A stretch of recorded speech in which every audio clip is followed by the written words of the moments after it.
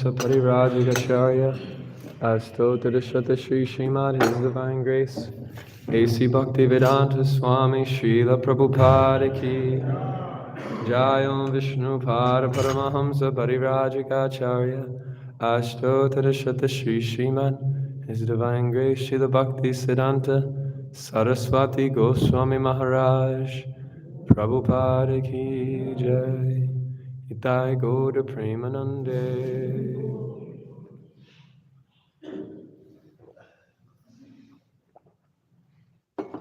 So we're going to read from Srimad Bhagavatam, first canto, chapter 15, text 28.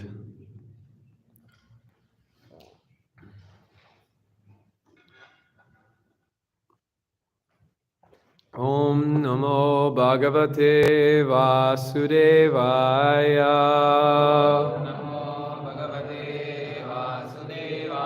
Om Namo Bhagavate Vasudevaya.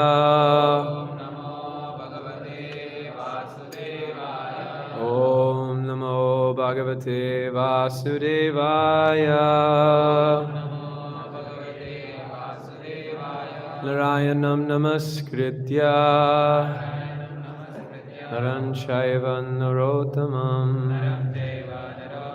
Devim Saraswatim Vyasam Tato Jayamudiraye Nashupraya Shudabhadreshu Nityam Bhagavata Sevaya Bhagavati Uttama Shloke Bhaktir Bhavati Naishtaki Yasyam Vaishyamanayam Krishne Paramapurushe Bhakti Bhajate Pumsam Bhakti Shruti Grihitaya.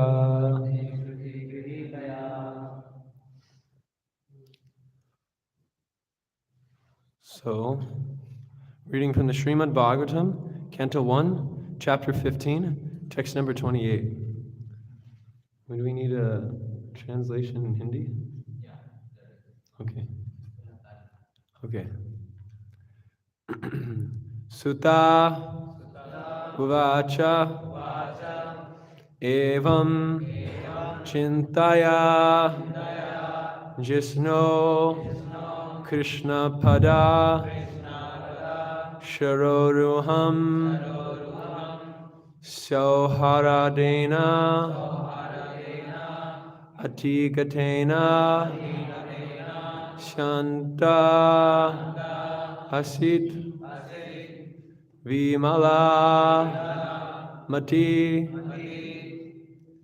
Sutta Uvacha Evam Chintayo Evam Chintyato Jisno Krishna Pada Sharoruham Sohardena Tigadena Santa Sasit Vimalamati Sutta Uvacha Evam Chintayo Jisno Krishna Pada Saroruham Sohardena Natigadena Santa Sasit Vimalamati Sutta Uvacha Evam Chintayo Jisno Krishna Pada Sharoruham Sohardena Gatena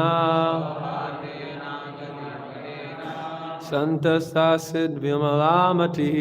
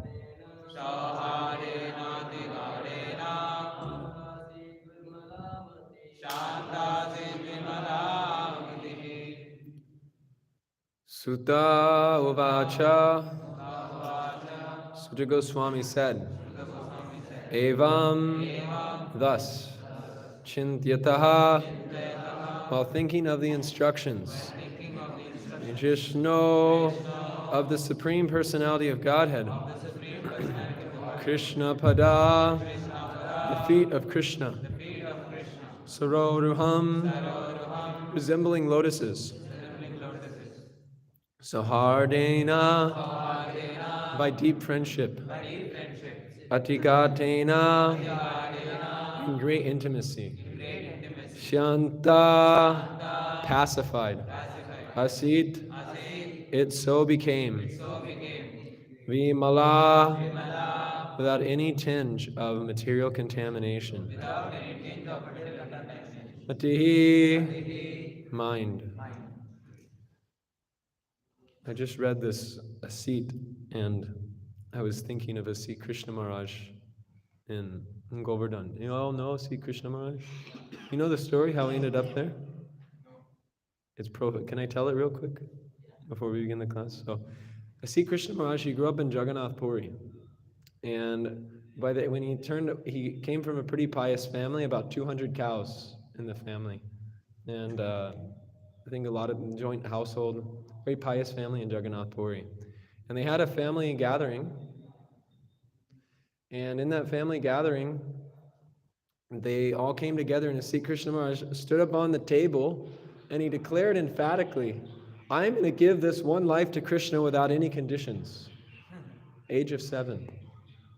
So a few years later, he had a dream of Krishna. And Krishna was walking with him, took him by the hand, and they were walking together, and then he told him to sit down.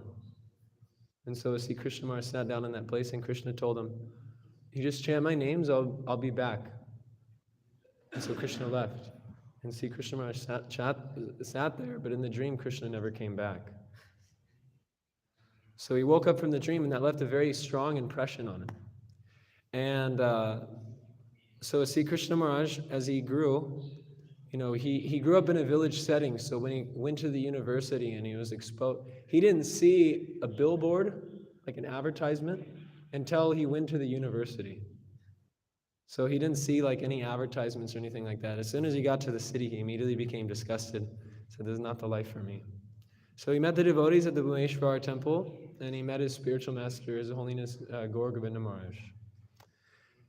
And due to family considerations, he left Jagannath Puri and went to Vrindavan.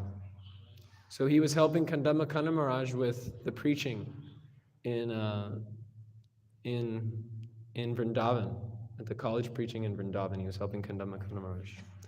So he had a friend who he'd gotten connected to early on in Krishna consciousness, who was staying at the Govardhan ashram. Just on your way to Anior, there's the Govardhan ashram. Who's been there before? You been there? You been there? Yeah, okay. So senior devotees have been there before. So that project it's an old ashram. I have pictures of it before what it was today. And it was previously the palace of the king of Bharatpur. And Tamal Krishna Maharaj and Giriraj Swami were on parikrama, and they saw this ashram on the side of the road. And they wanted to buy the property. So somehow they bought the property and they started developing it. So there's a few brahmacharis, I think, who were disciples of Tamal Krishna Maharaj, who were there developing it. So Sri Krishna Maharaj, one of his friends was there, so he went to Govardhan for the day to see his friend. When, you know how the ashram is just situated right across the street from Govardhan Hill. So when Sri Krishna Maharaj walked up into the Govardhan, he paid his obeisances. When he paid obeisances, he looked up and he realized this is the place that Krishna told him to sit down in his dream when he was a boy. And so he paid obeisances again, and tears just started flooding from his eyes. He made a vow, I'm never leaving this place. So I was just thinking, his name is Sri Krishna. His name's always been Sri. So it so became. So Krishna will come to his life. So I was just thinking of that pastime in Maharaj and appreciating his level of purity and dedication to that project. Sorry for the tangent. I hope you don't mind. Okay, translation and purport by His Divine Grace, A.C. Bhaktivedanta Swami Srila Prabhupada. Sutta Goswami said, thus being deeply absorbed in thinking of the instructions of the Lord, which were imparted in great intimacy of friendship, and in thinking of his lotus feet, Arjuna's mind became pacified and free from all material contamination. Purport. Since the Lord is absolute, deep meditation upon him is as good as yogic trance. The Lord is non-different from his name, form, quality, pastimes, entourage, and specific actions. Arjuna began to think of the Lord's instructions to him in the battlefield of Kurukshetra. Only those instructions began to eliminate the tinges of material contamination in the mind of Arjuna. The Lord is like the sun, and the sun's appearance means immediate dissipation of darkness or ignorance. The Lord's appearance within the mind of the devotee can at once drive away the miserable material effects. Lord Chaitanya has therefore recommended constant chanting of the name of the Lord for protection from all contamination in the material world. The feeling of separation from the Lord is undoubtedly painful to the devotee, but because it is in connection with the Lord, it is a specific transcendental effect which pacifies the heart. Feelings of separation are also sources of transcendental bliss, and they are never comparable to contaminated material feelings of separation.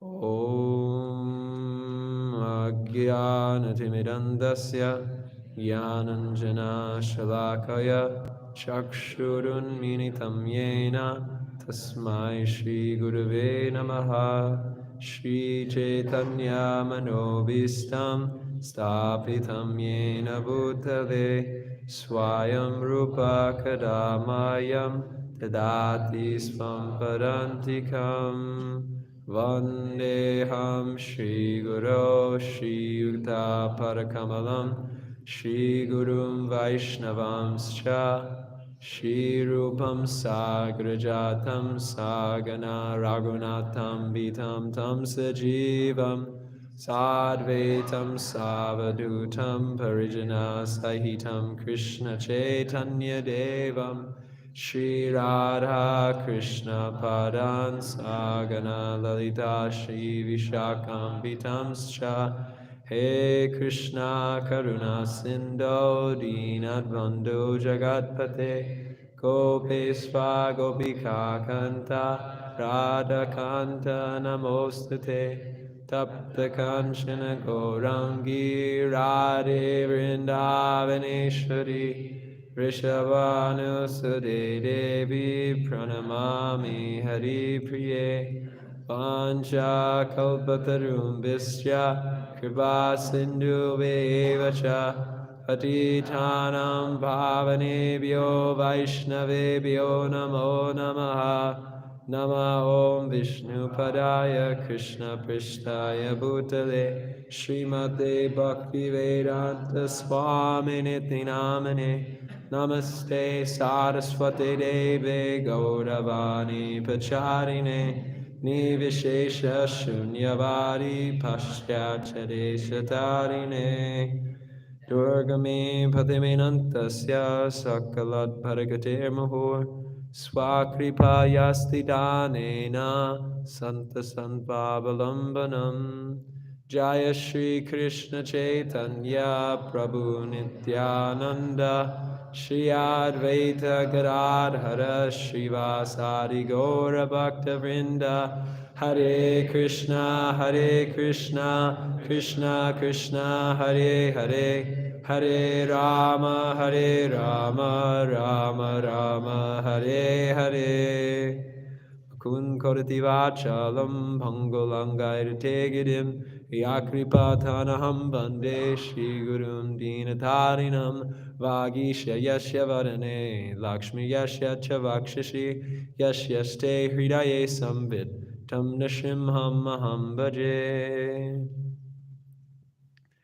In this pastime in the Srimad Bhagavatam, Krishna has just finished up his pastimes on earth. He's spoken the Uddhava Gita to Uddhava, and Arjuna is returning to Hastinapur and is being met by his brother, Yudhishthira Maharaj. And Yudhishthira Maharaj, based on the facial context of Arjuna, he could understand that Arjuna's mind was disturbed. And Yudhishthira began to inquire, and he listed various reasons. And Arjuna said, it's not any of those things actually. The Lord of my life has left this planet. And he explained that, he says something very interesting, that I'm the same Arjuna, it's the same Gandiva bow, the same chariot, but without having my Lord with me, I've been defeated by these infidel cowherdmen. And then after saying this, Arjuna feels no recourse but to absorb himself in loving remembrance of his relationship with the Lord. So this is very important for us in Krishna consciousness, because what are we practicing? We're practicing Krishna consciousness. It means we're learning to become conscious of Krishna.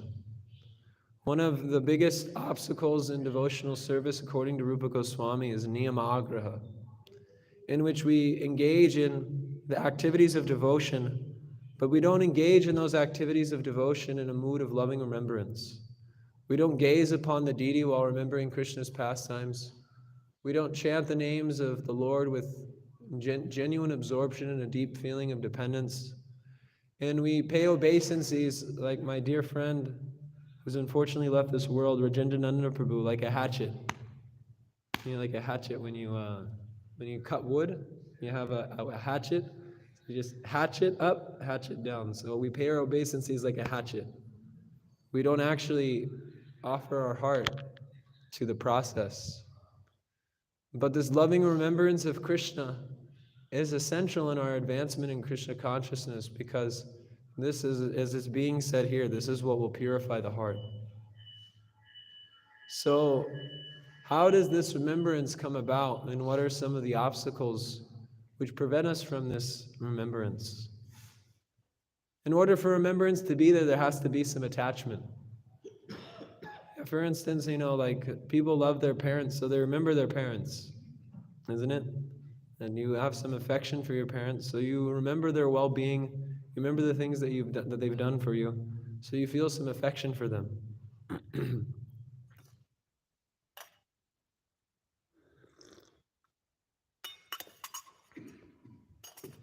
So you feel some affection for them. And it's the same thing goes for wife, children, all these things. We develop affection for them, we develop attachment for them, and due to that attachment, we remember them. So the things that we remember are the things that define who we are in the world. And they make up who we are. In the Bhagavad Gita, it's explained that antakale chamameva smaran mukva kalevaram. That whatever the thought is, the remembrance of a man at the time of death is, that state he'll attain. So the remembrance that we have, this is creating our future, actually. The things that we remember, the things that we contemplate, this is developing the person that we are. And we want to be developing a contemplation of Krishna. Ndayato visayam pumsam, kama tesu pajayate, kama sangat sanjayate kaman, kama kroda bijayate. Because when we contemplate the objects of this world, they simply lead to, as Srila Prabhupada's godbrother once said, that the contemplation of the objects of this world leads to unforeseen and unimaginable suffering. Unforeseen and unimaginable suffering. The contemplation of the objects of this world, the contemplation of the people of this world, all these things just lead to unlimited suffering. And Krishna explains this in the Bhagavad Gita. Yehi samsparsa jabokha dukayona ya evate advayam pantakaunteya nate su ramate buddha. When that contemplation evolves into actually acting on the contemplation and interacting with those sense objects, that interaction becomes not a source of upliftment, not a source of joy, but it's dukkayonaya, it's the womb of suffering. And we've been suffering in the material world for so long, so much unnecessary struggle, so much unnecessary entanglements with the names and forms of this world. Shukadeva Goswami refers to this world as a world of names. The things come, they go, but ultimately in the end there's just a list of names. I have friends from when I was a kid. I've never seen them ever again. They came in the world and they go. So we have to consider what it is that we're contemplating, and then organize our life, as Srila Prabhupada often would say, around the principle of becoming Krishna conscious, which means that we are organizing our life around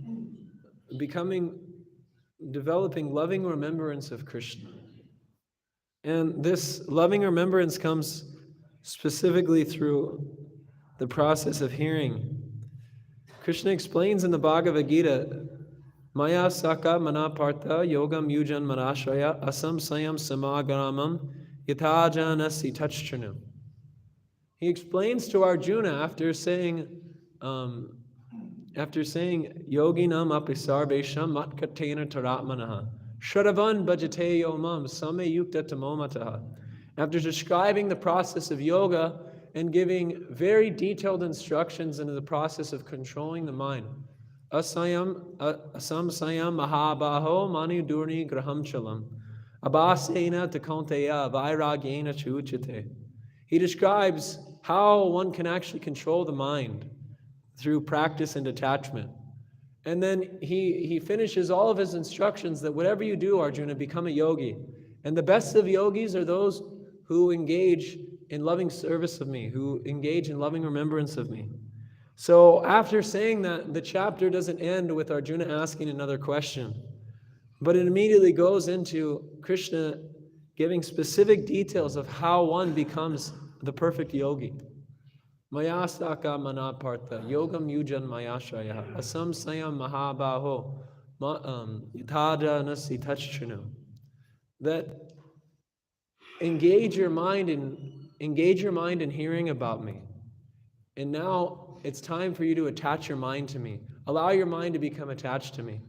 And how does this attachment for Krishna come about? Tachchanu, the process of hearing.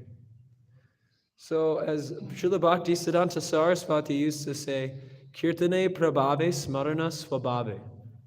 That remembrance comes through the chanting of Krishna's names and through the hearing of Krishna's names. It's not done in an artificial way.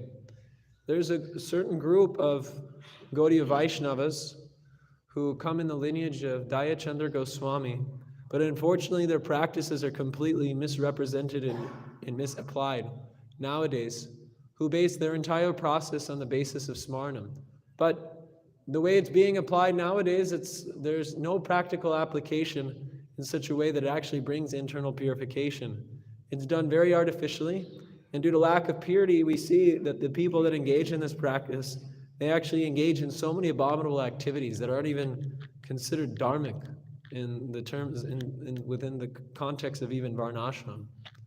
So Bhaktisiddhanta Saraswati, he preached very strongly against this artificial form of remembrance of the Lord. And he taught that real remembrance comes through engaging in kirtan. Engaging in the kirtan of the Lord. This is how remembrance comes. And through this remembrance, there should be a sense of feeling. And as I was just explaining, that feeling isn't there unless we have some appreciation for who Krishna is.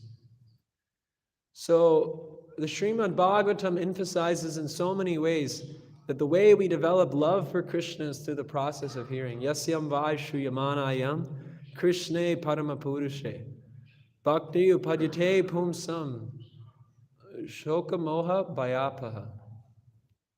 So this process of hearing about Krishna, soka moha bhayapaha, everything is eradicated through this process of hearing about Krishna and his pastimes, and hearing about Krishna as a supreme friend, Suradam Sarva Bhutanam, that Krishna is actually our supreme friend.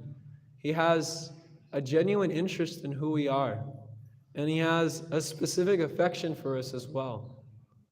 This point is very important to remember because Krishna explains in the Bhagavad Gita those things which actually create obstacles in our remembrance of him. He explains in the 4th chapter, I'll just read the verse. He says, Vitaraga bhaya krodha manmaya manupashita bahavo gyanatapasa putamad bhavam ajataha. So he describes 3 obstacles which one has to overcome in the process of remembering him. And these 3 obstacles are the attachments that we have, are the hang-ups that we have that are preventing this loving remembrance. They're personality defects, or as Srila Prabhupada would refer to them as unwanted things. And in the Vedas, they're known as anarthas. Bhaktivinoda Thakur, he just gives a very elaborate list of anarthas. But Krishna summarizes those anarthas in a very simple way with 3 words. So, raga, bhaya, and krodha. So these are the things which prevent this absorption in loving remembrance of Krishna. So this raga is, as we've already explained it, it's an attraction for the material world that is due to a false understanding of oneself. It's due to an attachment to the bodily conception of life, which Srila Bhaktivinoda Thakur describes as hridaya durlabha, weakness of heart. We have this weakness of heart that we have these material attachments, and due to these material attachments, we act on them. And when we act on them, those things become even more solidified within our heart. So the way we overcome this raga is through the process of hearing. Bhakti upadyate pumsam, because through the process of hearing, a feeling of love begins to arise within the heart. A feeling of love begins to arise within the heart, and one begins to realize that actually my only destination in life should be the service of the Supreme Personality of Godhead. Labba sadurlabam idam bahusam bhavante manusyam arthadam nityam api hadira turnam yatet anapatet anumritya yavan nisheshaya vishayakal sarvatavatasyat. When one is able to overcome raga, when one is able to fully assimilate this verse from the Srimad Bhagavatam spoken by the Avadut Brahmana, Srila Bhaktisiddhanta Saraswati, he vowed that I will preach this verse every day until the day I die. This verse is describing the determination of a devotee and the focus of a devotee and the realization of a devotee. That after passing through so many species of life, after undergoing so much tribulation, one finally comes to the human form of life, which is not only rare, but sudurlabha, extremely rare. It's an extremely rare opportunity. And how should one utilize their time? Manusyam arthadam nityam api hadira. This human form of life, although it's a rare opportunity, it's also temporary. But although it's temporary, it affords one the opportunity to achieve the greatest artha, the greatest arthadam, the greatest treasure. What is that treasure? Is the treasure to chase after calm? Is it to chase after artha? Is it to chase after dharma or moksha? Sri Chaitanya Mahaprabhu explains that the greatest wealth that one can achieve in the human form of life is prema pumartamahan. So the greatest thing that one can endeavor for in the human form of life is achieving love for Krishna, developing loving remembrance of Krishna. And upon realizing how important this wealth is,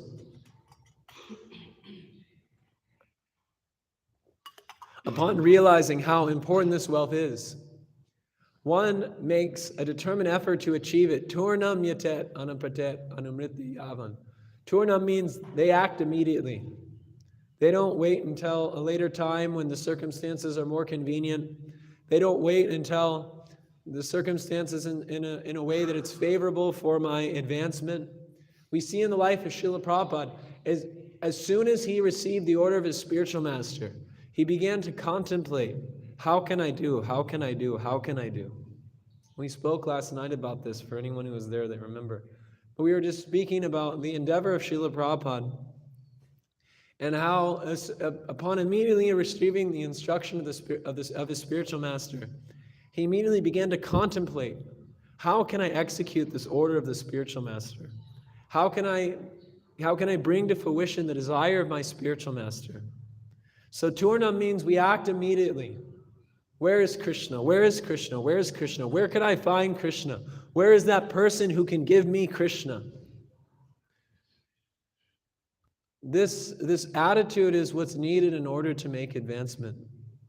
Krishna bhavatamati kriyatam yati katopi labhyate tatarloyam apimulyam ekalam janmakoti sukritarna labhyate Rupa Goswami explains that the only price that one needs to pay in order to achieve Krishna prema is an intense eagerness to attain it, a lolyam, an intense lolyam that I have to have Krishna this life, no compromise. I need Krishna, I want Krishna, I don't want anything but Krishna. This is the determination of a devotee, and the devotee, in order to achieve this, he avoids any hang-ups, any unnecessary entanglements which will prevent him from achieving this goal. Just as the child, when he's crying for his mother, he's not thinking that my uncle will satisfy me, the toy will satisfy me, food will satisfy me. The only thing that will satisfy me is the loving embrace of my mother. This is what lolyam is that until I have Krishna, I can't be satisfied in this world. I can't be satisfied with good health. I can't be satisfied with wealth. I can't be satisfied with family. I can't be satisfied with anything until I achieve the Lord of my life, Rajendra Nandana Krishna. This is the determination of the devotee. They act immediately, turnam yatet. And how do they do it? Yatet. They strive. This word yati is a word for a sannyasi. So a sannyasi's mood is evamvrata swap. The mood of a sannyasi is etam sahashtaya pa'artha nishtam adyadashitam parat maharshabhihi aham tarishyami durataparam tamoma gangrini visevayaiva. That they are fully focused. Their determination is such that in this life I will cross the ocean of repeated birth and death and achieve the lotus feet of Lord Mukunda. And this has been approved by all the acharyas. So now I strive for this. When Sri Chaitanya Mahaprabhu, when he took sannyas, he was traveling down the road in complete ecstasy with tears falling from his eyes, chanting this shloka, Etam Shahastaya Padartha Nishtam Adyadashitam Parat Maharshabhihi Aham Tarishyami Dirata Param Tamoma Angrini Visevi Yaiva. This was the determination of Sri Chaitanya Mahaprabhu. This is the determination we have to pray for, we have to cultivate. This is how loving remembrance of Krishna will come, through this lolyam, this deep yearning for Krishna. This no compromise attitude that I have to have Krishna in this life. Nothing else will do. As Narada Muni came to Dhruva Maharaj, Narada Muni presented various instructions. He said, you should be equal in all circumstances. And you're a child, so better just to wait until later in life. Go back home now. And Dhruva Maharaj said, Swamiji, I appreciate your instructions, but unless you can tell me where Lord Narayan is, please move out of the way. This should be our mood. Develop the determination of Dhruva Maharaj in our service to our spiritual master and in the service to the Guru Parampara. And until they're satisfied, my work is not complete. Until they're satisfied, I will never be satisfied. So then it goes on to say, Nisheshaya Vishakao Savatavatasyat. Why should one strive for this? Because only in this life can one cultivate the type of determination. Only in the human form of life can one make the sankalpa that I'm going back home, back to Godhead. The only form of life in which one can make the sankalpa, I'm going back home, back to Godhead, is the human form of life. And in all the other species of life, one has been able to have a family, enjoy eating, sleeping, mating, and defending, have a nice wealth, have so many facilities for enjoyment, better facilities than one can achieve in the human form of life. But in the human form of life, this opportunity is there to make the sankalpa, I'm going back home, back to Godhead. Enough birth, death, old age, and disease. Enough soka, moha, bhaya. Enough of all of this. Now I'm making the determination, etam shahashtaya parartha nishtam. That nishta is there, that I only want Krishna. So that's something about raga. And then there's bhaya. So Srila Prabhupada in his purport to this particular verse from the Bhagavad Gita, he explains that Bhaya is a fear of a personal existence. It's fear of personhood, of the Supreme Personality of Godhead, that we've experienced so much tribulation in relationship to the body and mind and interacting with the body and minds of other people, that how could spiritual realization ever culminate in the personality of the absolute truth? Surely, because the only thing that I've experienced in relationship to personhood in this world has been nothing but suffering. In the spiritual world, there has to be none of that. This is known as negation. So generally one takes shelter of some impersonal philosophy, and due to taking shelter of that impersonal philosophy, they experience krodha, because they become frustrated in their attempt for self-realization. They come down from their position because of having not achieved that bliss, that satisfaction that comes from the intimacy of experiencing the Supreme Personality of Godhead. So we have to understand that Krishna not only has a general affection for everyone, samoham sarva bhuteshu, namen dvestosti na priyaha, ye bhajanti tu mam bhaktyan, maite te suchapyaham. That Krishna doesn't only have a general affection for all living entities, but he has a specific affection for every single living entity. That Krishna is personally involved in our life, so much so that the Paramatma does not exist in the spiritual world, but it exists in the material world. Why does it exist in the material world? Because when the living entity makes that choice, Krishna bahirmukha bhoga vanshakare, nikatarastaya mayatare japadiyadare. When the living entity makes that choice to turn his face from Krishna, Krishna says that you may turn your face from me, but I will not turn my face from you. So you may go to the material world, you may try to enjoy there, but I will be with you. I will be with you there personally, guiding you at every single moment. Upajastanu mantam cha Bharta Bhokta Maheshwaram. Bharta Bhokta Maheshwaram. Parameti chapi yukto. Dehi smim purusamparaha. That Krishna is sanctioning all of our activities. He's overseeing our activities. And in the process of sanctioning those activities, Srila Prabhupada explains that he's sitting in the heart and says, just give it up and turn towards me. So he comes to the material world and he exhibits himself in that personal way by being present with us as the Paramatma.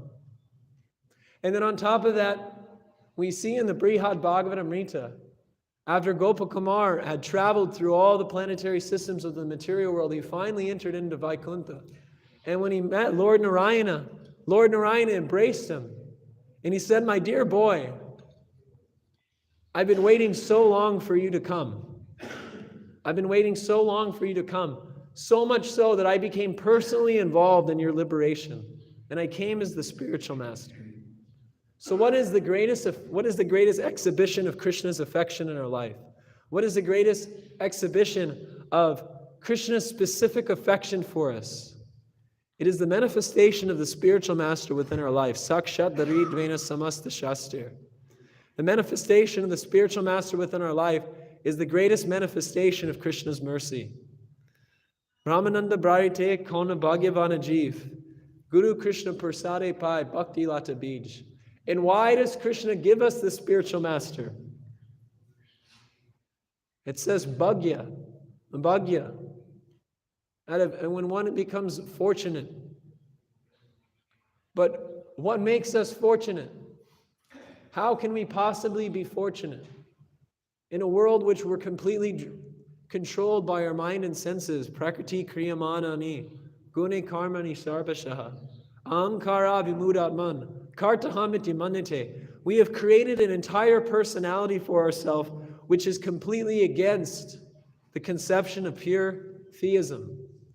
We have completely turned our face from Krishna. In the process of turning from Krishna, we have cultivated a lifestyle and a personality which is completely opposed from Krishna.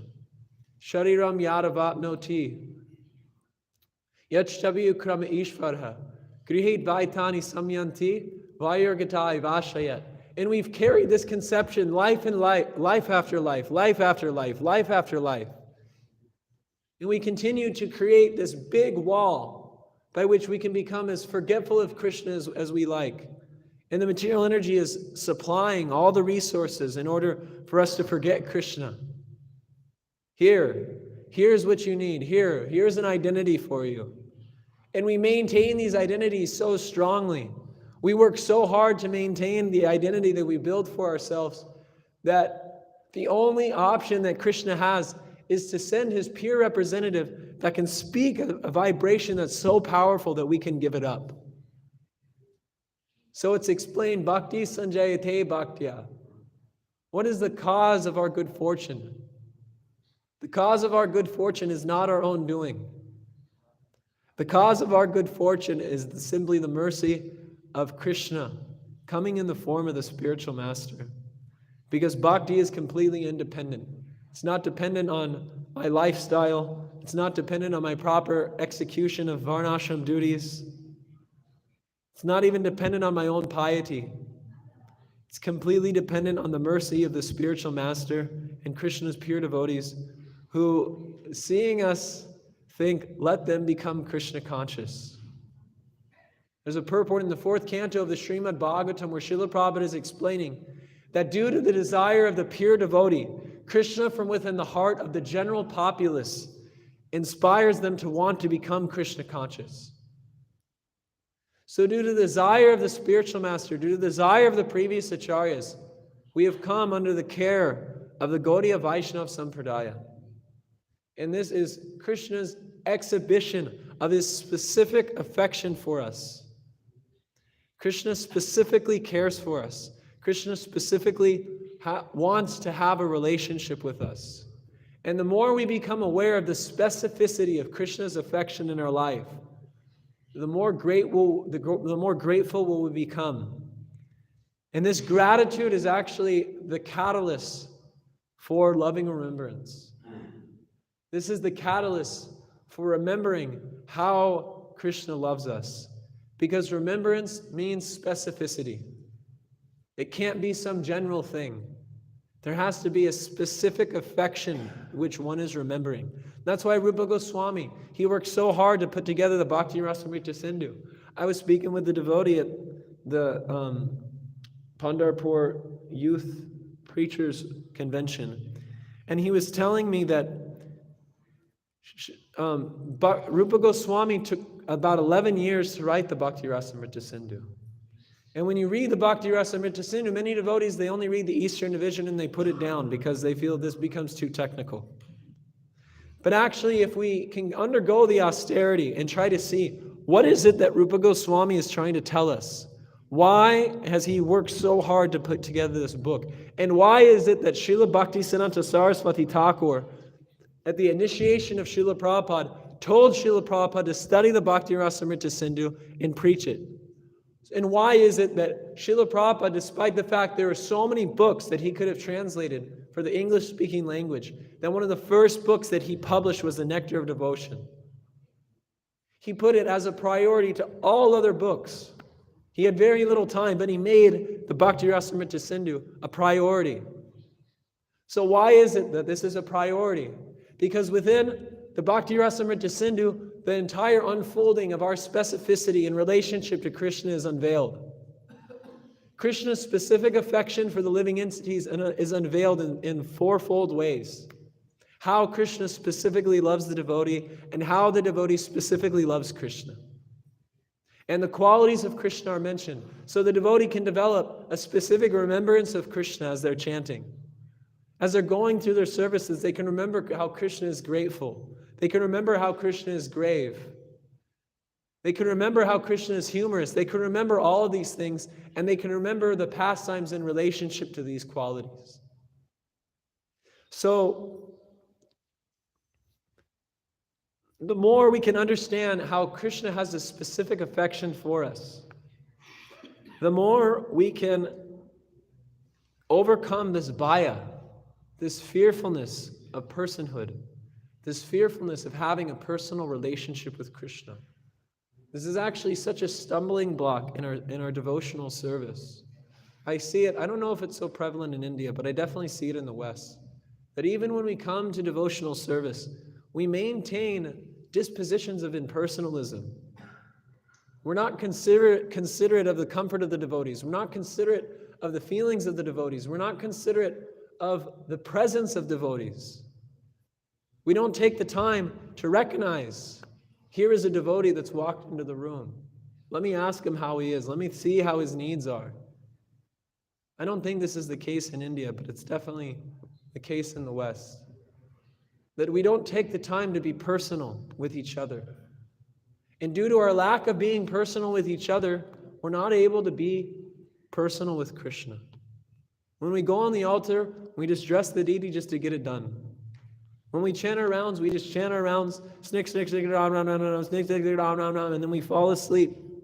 And we don't take into consideration Namaschins Tamanis Krishnas Chaitanya Rasa Vigraha Purano Shuddha Nityamukto Binatvam Namanamino, that Krishna is there in His holy name.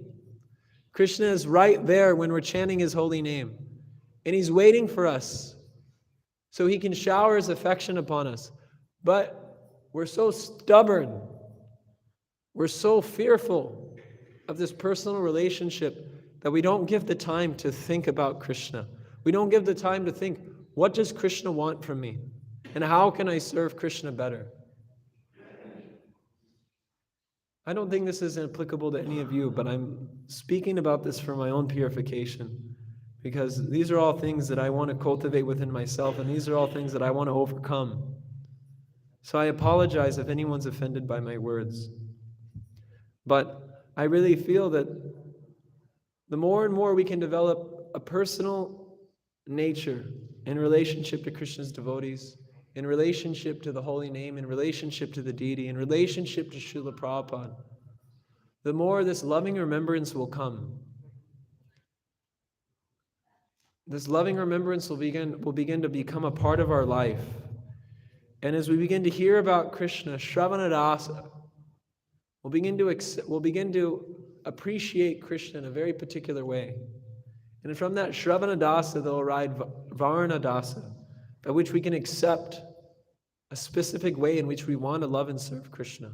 We accept that, yes, I want to serve Krishna. Yes, I want to love Krishna. And that evolves into Smaranadasa, which that remembrance becomes continual. It's not something that happens here and there. It's not something that happens once in a while, but it's an ongoing, flowing river of continual remembrance of Krishna, His qualities and His pastimes. And the devotee at this point becomes so absorbed in the remembrance of Krishna that he becomes completely forgetful of the world around him. He becomes unfunctional within the world. And as the Smaranadasa evolves, it enters into Sampati Dasa, in which one achieves the ultimate perfection of life, in which one realizes the relationship with Krishna, in which one realizes how specifically Krishna loves them. In our material condition, it's very difficult to understand these things. But we're so fortunate because the Vaishnavacharyas have compiled books. The Srimad Bhagavatam has been compiled, the Chaitanya Charitamrita has been compiled to see how Krishna personally loves His devotees, how Chaitanya Mahaprabhu personally loves His devotees. And when we hear about this, and we go on hearing about this, those emotions, those remembrances, they rub off on us. Just like an iron rod in the fire. You put the iron rod in the fire, it becomes red hot and develops the same quality as the fire. So in the same way, when we're hearing about Krishna, we're hearing about the love that He exchanges with the devotee, we begin to develop an appreciation. And the pinnacle of this is the Sampati Dasa, which is exemplified within the Brihad Bhagavatamrita. When Gopakumar finally returns to Vrindavan, and when Gopakumar returns to Vrindavan, he's inquiring from everyone, where is Krishna? Where is Krishna? What is this place? And everyone in Vrindavan is preparing for Krishna's return. Everyone's actually feeling very morose because Krishna has been gone all day. The only ones that aren't morose during the day is the cowherd boys, because they're with Krishna. Actually, when Krishna leaves Vrindavan, The cowherd boys don't even consider that Krishna leaves Vrindavan because he manifests himself in a Baba Prakash. He manifests himself in a form, and the cowherd boys go on playing with Krishna. They don't consider that he's left Vrindavan. So Krishna's coming back from herding the cows with all of his friends, and he's coming down the road around 4 o'clock in the afternoon. And there's Gopakumar standing on the pathway, and he sees this cloud of dust rising in the air, and he hears the lowing of cows, and he sees this beautiful boy coming, and then this beautiful boy sees Gopakumar, and he exclaims, "Sridham, it's your friend Sarup, the son of your family. He's finally come back." And Krishna goes running down the road. He runs ahead of all of the cowherd boys, and he embraces Gopakumar. And Krishna is so overwhelmed with affection that he collapses in love for his devotee. This is the perfection of realizing the specificity of Krishna's love. When we finally return back home, back to Godhead, and we're greeted the way Gopakumar is. So the more we can remember these pastimes, the more we can remember how specifically Krishna loves us, the more we can cultivate a deep gratitude to want to serve the mission of Krishna with absolute conviction. And whatever I have to do in the service of my spiritual master, whatever I have to do in order to achieve the perfection of life is a very small price to pay. Because my spiritual master has saved me. The previous acharyas have saved me from such a horrible life. And despite the fact that I'm matulo nasti papa mam nama paradi nakashanaha, parihari pilagja me kimburvi purusottamaha. Despite the fact there's no offender worse than me, there's no one more fallen than me, and despite the fact I've committed so many sinful activities and I have no shame in regards to them, and I'll probably go on continuing engaging in so many sinful activities. Despite all those things, the previous acharyas are giving me an opportunity to engage in Krishna's service. Namashreshna manu api sachi putra matra swarupam rupam tasya grajam urupurim mathuryam gosviratam radha kundam girivaram maho radhika madhavamsam prapto yasya patita kripaya shri gurum tam natosami. Raghunath Das Goswami prays in the beginning of Mukta Charita that just see what the spiritual master has given me. Just see what the spiritual master has given me. The spiritual master has given me the holy name of Krishna. He's given me the Gayatri Mantra. He's given me the transcendental land of Vrindavan. He's given me the association of Sarup Damodar, Rupa Goswami, and Sanatan Goswami. He's given me the association of all the Vrajvasis of Vrindavan. And most importantly, he has awoken a desire within my heart for the direct service of Sri Sri Radha Madhav. Just see what the spiritual master has done for me. So despite the fact we may feel completely unqualified, despite the fact we may feel that we don't have any resources in order to make any advancement in the process of Krishna consciousness due to our hang-ups and our shortcomings, if we can somehow give our life to the service of Sri Chaitanya Mahaprabhu, if we can somehow give this one life to Krishna, Krishna will be there to help us.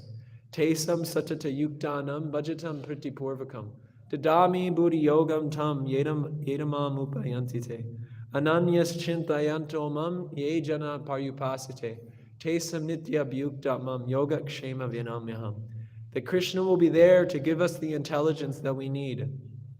Krishna will be there to provide what we lack and preserve what we have. Krishna will be there to remove the obstacles. Tat te anukampam sasamikshamano punjana evatmam vitam vipakam hridbhagvapubir vidadam namaste juve yumukti pade sabayabak. Whatever suffering comes to me is not my concern, because this is a very small price to pay for me to achieve the direct association of the Supreme Personality of Godhead. Whatever Krishna has to put me through, whatever test I need to go through, just allow me to maintain the determination just give this one life to Krishna. And please bless me with the strength and the ability to never fall away from the pure principles of devotional service that have been given by Srila Rupa Goswami Pad. This is the perfection of life, when we can develop this determination. With this determination, we can be absorbed in remembering Krishna. And we won't just be engaging in some mechanical process of devotional service, but everything will be very, very heartfelt. And when we exist in this consciousness, there's no question of anarthas overcoming us. Srila Bhaktisiddhanta Saraswati said that when one's hearing and chanting is strong, anarthas cannot overcome that person. They will not display their prominence. So we just need to go deeper into this process of hearing and chanting. We have to be willing to give up whatever is holding us back and accept whatever is favorable. And be convinced of the goal that Krishna is speaking of in the Bhagavad Gita. Be convinced of the goal that's being spoken of in the Srimad Bhagavatam. And be convinced of the direction that the previous acharyas are pointing us in. And the more we can be convinced of that place and that person and the people that reside there and the service attitude that they have, and the more we'll be able to go on serving Krishna in a mood of loving remembrance, just like Arjuna. Hare Krishna. So are there any questions or comments?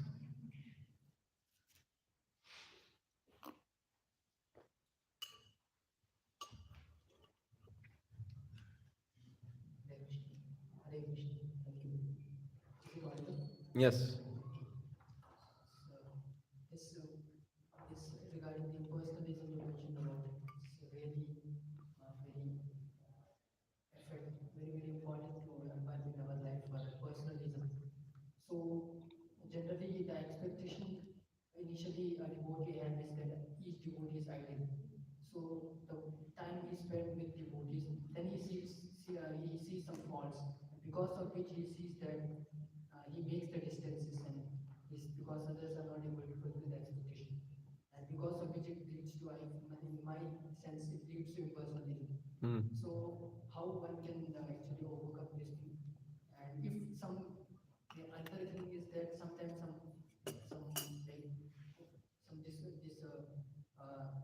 like some some trouble is happening between like happen because of some few modes. So how one can also revive those relationship with devotees? Well, we should understand that whenever we find our mind criticizing devotees, it's due to our mind being of the nature of a non-devotee, as Bhaktisiddhanta Saraswati said. So we can take shelter of what Krishna's advice is in the Bhagavad Gita for overcoming a fault-finding disposition. He doesn't say it directly, but he says how to overcome the disposition of the mind, and the mind's abhorrent, rascal stupidity. It's abhasyena ta kaunteya vairagyena cha uchyate. We have to practice. We have to practice. It's not a mechanical thing. The more and more we can be conscious of our thoughts, our emotions, our actions, our dealings with the devotees, the more we can function on the level of intelligence. So we have to train our intelligence through the Shastra. I was just having a conversation with a devotee in Pandharpur, and I was asking him to tell me a little bit about Bhakti Prem Maharaj. And because I felt some attraction for Maharaj, and I was very much appreciative of his simplicity and his mood. So he was telling me, yeah, Maharaj is very wonderful. He actually helped me clear a big doubt in my mind. He asked him, how can I see that all devotees are better than me? Because our disposition is to think that we're better than everyone else.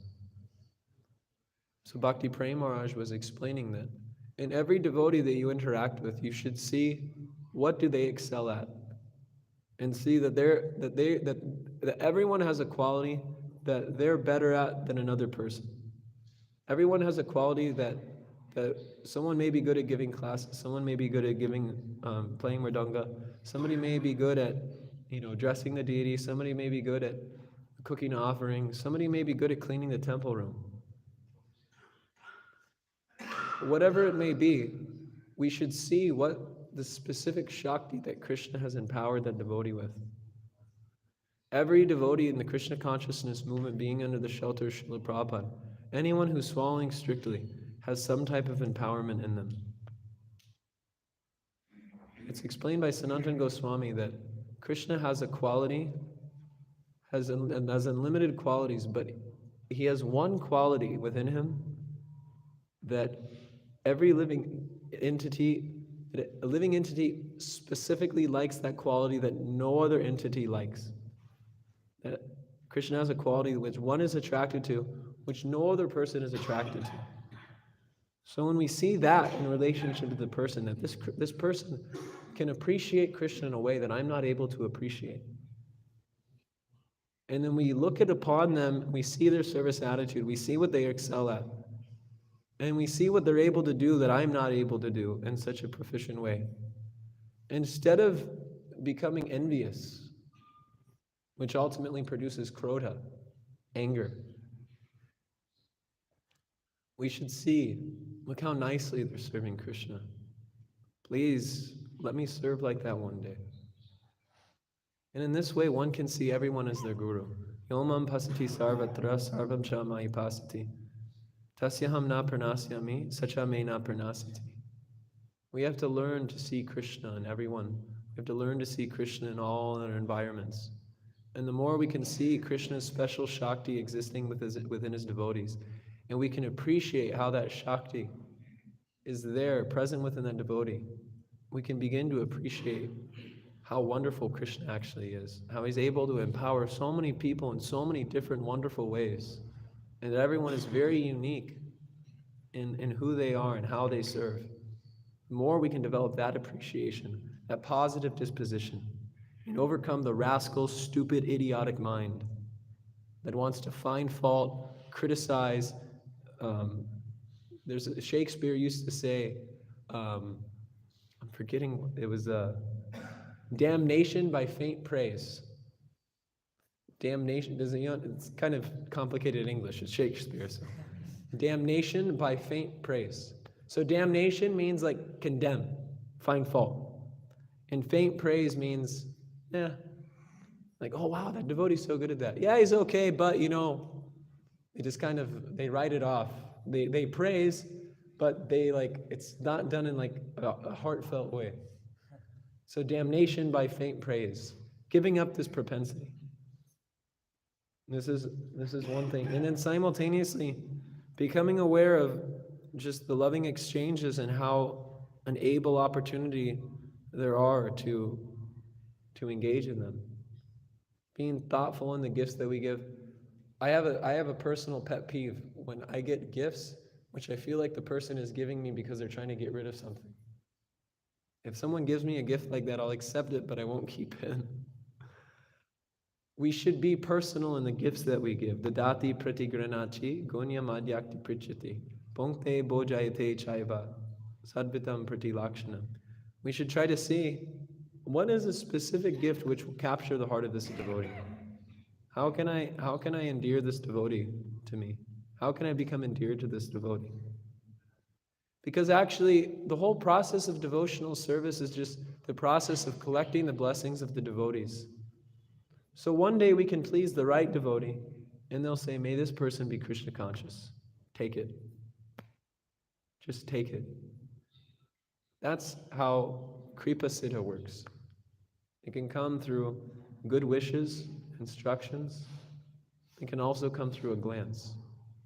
So the more we cultivate this personal service attitude towards the devotee, the more we increase our likelihood of receiving a glance, of receiving good instruction, of receiving good wishes. Maybe they're not spoken, but within the heart, the devotees are feeling, may this person be successful in Krishna consciousness. So when we put together gifts, we should be thinking in that way, that by giving this gift, I'm potentially receiving the mercy to achieve the ultimate goal of life simply by giving this small gift, whatever it may be. And then when it comes to prasadam, we should travel with prasadam and make it a point that whenever we see people, to give them prasadam, have prasadam available to give to the devotees. And if we're not able to travel with it, sometimes it's difficult to do that.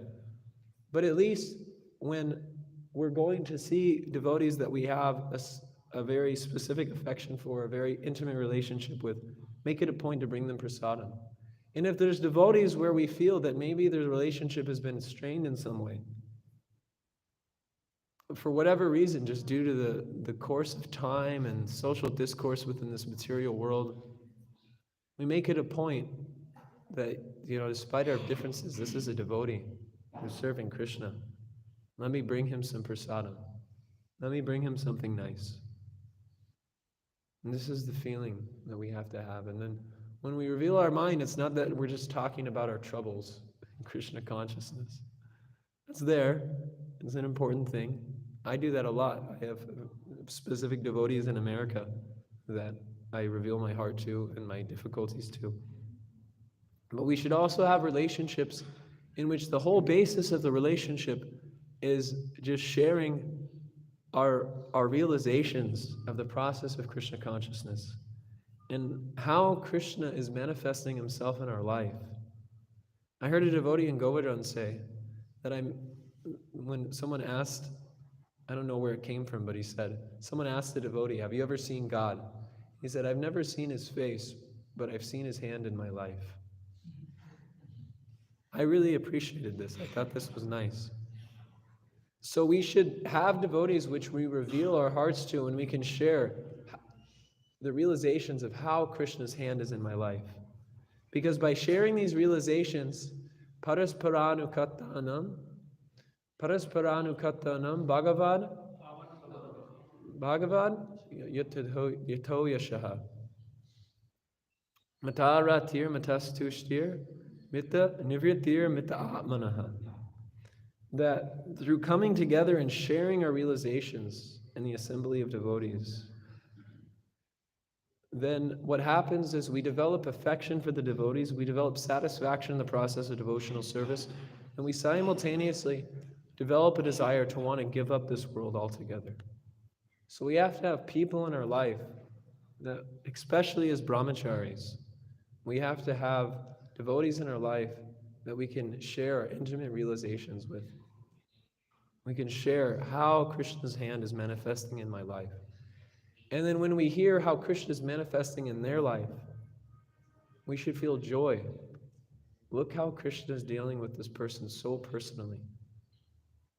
And look how Krishna is able to deal with this person in such a wonderful way and simultaneously deal with me in an equally wonderful way. Is that okay? Another question, comment? Nothing? Nothing. Okay. Thank you all very much for tolerating me. Hare Krishna. Mancha kalpataram visriya kripa sannadeva cha patitanam pavanebhyo vaishnavebhyo namo namaha. Tande nichaya trinikam bharayo nipadya kridvasa kakupsata etadaham brahmanam bravimi. He sarva sakalameva vihaya dura gauranga chandra charanay kudatan ragam.